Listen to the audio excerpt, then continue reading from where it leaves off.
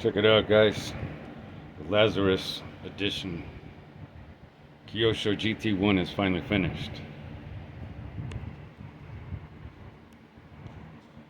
So I had to put new tires on the back. These are the Gmar tires. Yeah, from Gmar. And these are the super soft tires on the rear. I had to run these because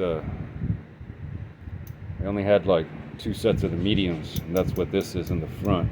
So I'm going to be running a medium set on the front. And oh wait, no, this is a medium soft. Yeah, it's a medium soft. So I got medium soft on the rear. It's called the S3, and then on the front I've got the mediums, which are the S4. So anyway, I've got the 2-speed baby in there. I had to move the fuel tank forward, so I had to drill some new holes, and that's why this thing's all the way up as far as it'll go. And so that gave me a lot more room to move my my engine forward, because it wasn't making very good contact with the gears. You can still see there's still some discrepancy there. So it looks like that the first gear, the small one there in the front, really needs to move forward a little bit more. Let's see. Here you can see how it's just a little bit back right here, as opposed to being all the way up like it was before. And I had to modify the engine mounts to get it to work, and it took me 4 hours so far. You know, drilling out all these new holes and everything else in the chassis, moving it all forward. Can't really tell from the bottom, but this hole right here is new, and that hole right there is new. The fuel tank used to be mounted back here, and this is actually the drain hole for the spill off of the fuel. So anyway, you can see how far I moved it up. It's about 5/8 of an inch. And then this is the new hole for the fuel. Oh wait, no, it's actually this one, that little bitty screw right there. Normally all the screws were Phillips on this model. I upgraded it and put Allen in there. But yeah, this is where it used to be before, and now it's over here. That's 2-speed, and so I had some trouble, and you can see how one of the screws, I had to tighten it down out here as opposed to being recessed down in the cavity. And that was already done. The previous owner had jacked it up a little bit. So anyway, this thing is sick, man. I rebuilt the shocks, put some new fluid in there, and lowered the chassis. So it should be nice and low. It's only about 1/2 inch of clearance. It's kind of hard to see.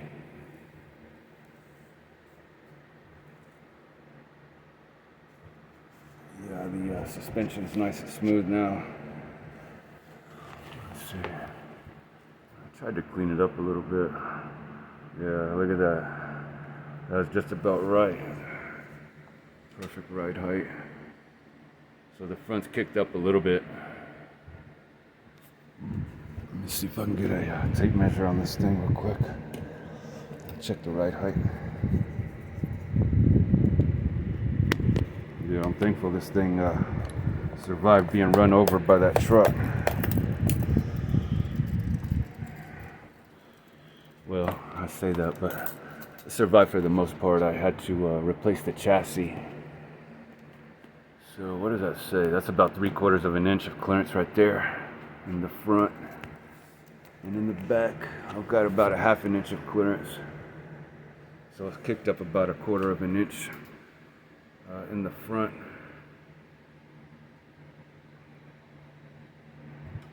These badass tires on there, man. I can't wait to start this thing up.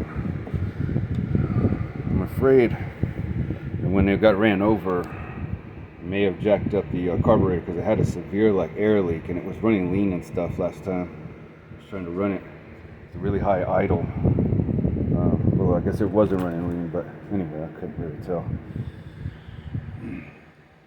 But I put a couple of stickers on the fuel tank. That's a new fuel tank. I had to replace that. And a couple more stickers, some GMAR stickers. Represent these badass tires, man. These things are sick.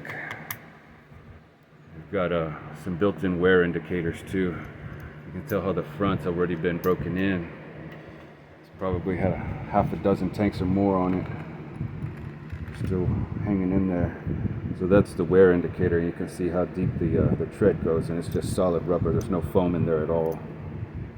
And the plastic is really hard, so it's not like an off-road tire where you can actually squeeze it and deform the rim. These are actually really hard. It's really nice. I cleaned the air filter. You can see how nice and clean it is.